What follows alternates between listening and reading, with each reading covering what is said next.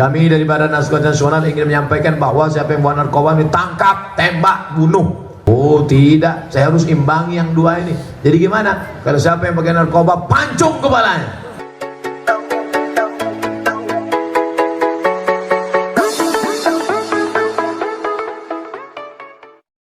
Tapi begitu malam ini kumpul bersama, tinggal menyampaikan saja apa yang mau disampaikan. Bagaimana menyelamatkan bangsa, bagaimana menyelamatkan anak-anak kita. Dulu yang menyerang kita ini Belanda, berdarah-darah. Datang Jepang, paling kejam. Katanya 3,5 tahun Jepang lebih hebat, lebih parah, lebih dahsyat daripada 350 tahun Belanda. Tapi sekarang Jepang sudah pulang, Belanda sudah pulang. Kalaupun tinggal selop sama terongnya aja lagi, kata Ustadz Solhas tadi. Tapi ada serangan yang luar biasa. Dia tidak berdarah, tidak ada darah yang tumpah. Bahkan orangnya sehat, tentram, dalam keadaan sehat walafiat fisik tubuh badannya. Tapi yang rusak itu otaknya. Serangan kita sekarang bukan pakai meriam, bukan pakai pistol, bukan pakai pedang. Serangannya adalah serangan narkoba. Mari kita selamatkan. Malam ini momen mensyukuri nikmat Allah, bersyukur kita kepada Allah. Selain bersilaturahim, selamatkan anak-anak kita dari narkoba. Narkoba yang paling rendah, lem kambing. Bersyukur kita kepada Allah, toko-toko bangunan tidak mau menjual. Saya Pak Ustadz tak cari kaya bisnis nih Pak Ustadz, untuk nyari berkah. Makanya kalau ada anak SMP beli lem tak saya kasih. Pak beli lem Pak, mana surat pengantar dari Kapolda? Dari Kapolres ke Polsek, tanda tangan orang tua. Tapi kalau nenek-nenek yang beli kami kasih, serahkan. Rupanya sekarang nenek-nenek pun candu lem juga. Kacau ini sudah. Bapak Ibu yang dimuliakan Allah Subhanahu wa taala, 1,6 ton narkoba tertangkap sabu-sabu. Bayangkan itu, 1,6 ton. Itu kalau kita hirup 40 ini seminggu mabuknya. Bayangkan itu, na'udzubillah, laknat luar biasa. Saya diajak oleh bapak-bapak dari BNN, Badan Narkotika Nasional. Ustadz Somad, besok kita mau sosialisasi bertiga. Bapak dari kepolisian, BNN. Yang kedua Ustadz Somad dari Ustadz, dari rohaniwan agama. Yang ketiga ibu dokter. Oke, yang pertama ngomong dari BNN. Kami dari Badan Nasional ingin menyampaikan bahwa siapa yang bawa narkoba ditangkap, tembak, bunuh. Ada kata-kata pendek, tangkap, tembak, bunuh. Untuk mengatasinya, sama seperti di Cina, ditembak mati. Habis itu kemudian ibu dokter. Saya sangka ibu dokter ini lembut ngomongnya. Ini nanti pecandu narkoba, gila, bodoh, habis itu mati. Gila, bodoh, mati. Yang ini tangkap, tembak, bunuh. Yang ini gila, bodoh, mati. Berarti yang ketiga ini Ustaz harus lembut. Marilah kita sabar. Kalau anak kita kena narkoba, sabar. Kalau tertangkap pakai narkoba, sabar. Oh tidak, saya harus imbangi yang dua ini. Jadi gimana? Kalau siapa yang pakai narkoba, pancung kepalanya. Neraka jahanam tempatnya. Ya ayyuhalladzina amanu, hai para laki-laki, hai para suami, qu anfusakum, jaga dirimu, wa ahlikum, anakmu, keluargamu, naro, dari api neraka. Pancung kepala pengedarnya. Ustaz tahu dari mana? Pas musim haji, kartu dari Maroko tidak laku untuk Saudi Arabia. Pergilah saya ke pasar Kornes di Jeddah untuk cari nomor. Saya lihat ada mobil pemadam kebakaran dengan mobil ambulan di dekat Masjid Kisos. Saya pun melihat, ini nampaknya ada pemancungan. Betul.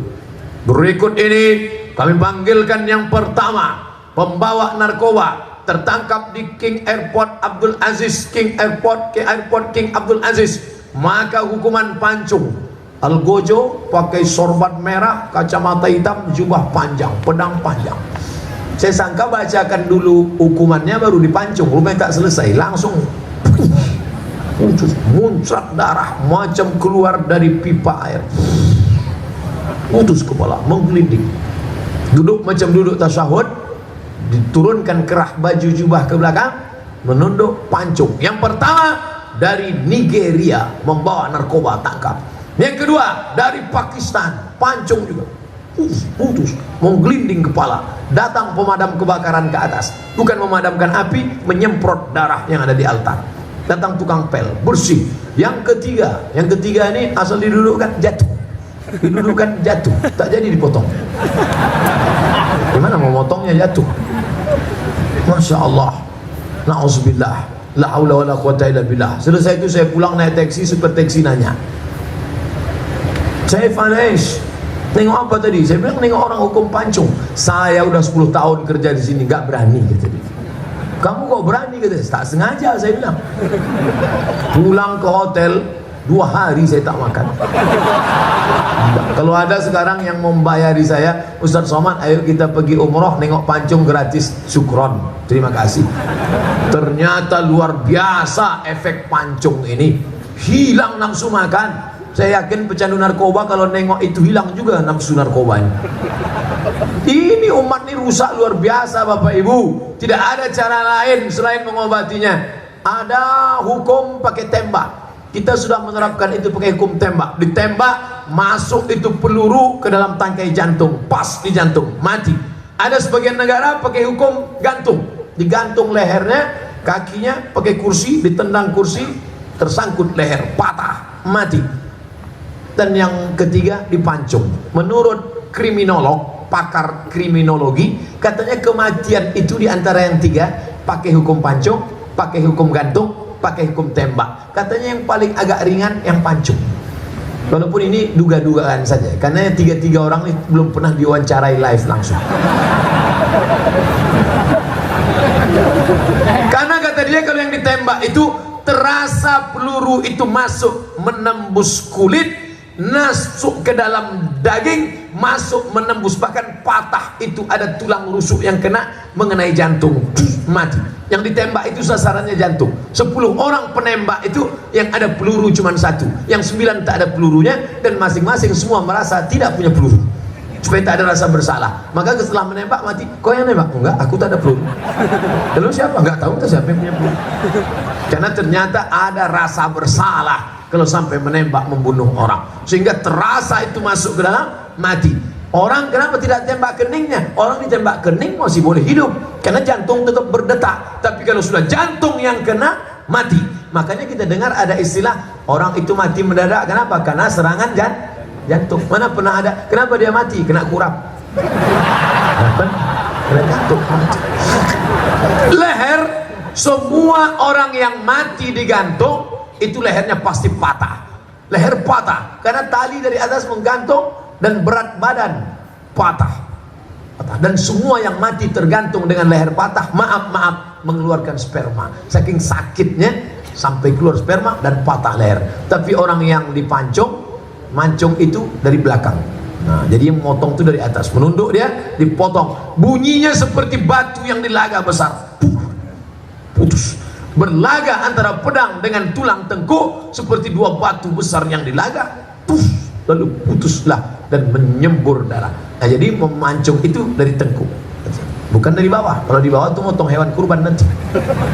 Di bawah. Ada orang kan kata dia, kau jangan macam-macam, nanti ku pancung. Mancung bukan dari depan, dari belakang. Kalau yang ini motong ayam.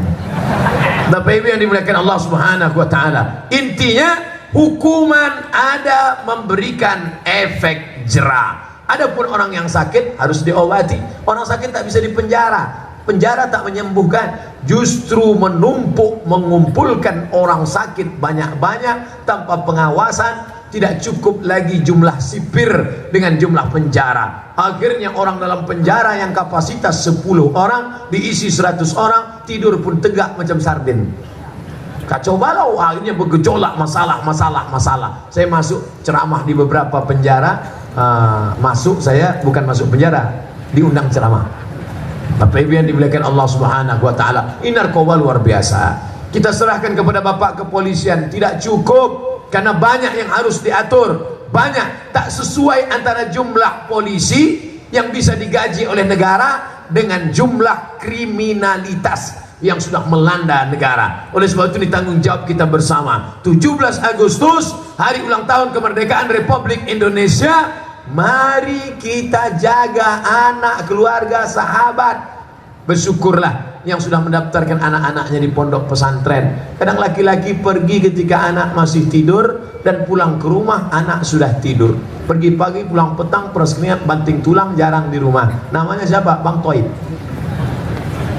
Siapa yang bisa mengatur dia? Istrinya pula sibuk mengurus rumah tangga. Ada sebagian perempuan wanita karir Siapa solusinya? Pondok pesantren, sekolah agama, SD IT, SMP IT, SMA IT, Islamic Boarding School, sekolah agama. Alhamdulillah Ustaz Somad. Dulu kalau anak di rumah saya bingung, nanti berangkat dia pagi sama kawannya, pulangnya saya tak tahu dia cabut entah ke mall mana, saya khawatir dia dibawa ngisap ganja narkoba, tak dapat. Dulu orang kalau mau mabuk, bapak ibu zaman datuk nenek pakcik makcik kita dulu, zaman ayah kita, zaman kita muda dulu orang kalau mau mabuk cari pohon nira, kolang kaling, potong tandannya, tampung, keluar nira, menetes 2-3 tetes, petang baru penuh, dicampur dengan ragi, dikacau jadi tua tuh mabuk yang paling jelek, diminum hari ini besok baru mabuk. Namanya mabuk konvensional, mabuk manual. Sekarang orang mau mabuk luar biasa, tidak ada bendanya, tidak ada airnya, dimasukkan ke dalam brownies, dimasukkan dalam permen, masuk ke mulut, isap-isap, mabuk. Gaya santai, otak error. Begitu hebatnya orang mau mabuk zaman sekarang. Saking inginnya mabuk, tak tahu lagi cara apa, duit tak ada tapi ingin juga mabuk, akhirnya buat kopi, dikacau kopi, campur spiritus. Dulu kita zaman kecil dulu itu spiritus untuk lampu strongkeng petroma, begitu dihidupkan menyala api ke atas, menyalalah api itu dalam perutnya, sudah kepanasan minum kopi, tak tahu mau kemana, masuk ke dalam parit, bukan mabuk, mati kontan. Itulah kematian yang paling jelek, di dunia jelek, di akhirat jelek, neraka jahanam sudah siap menanti.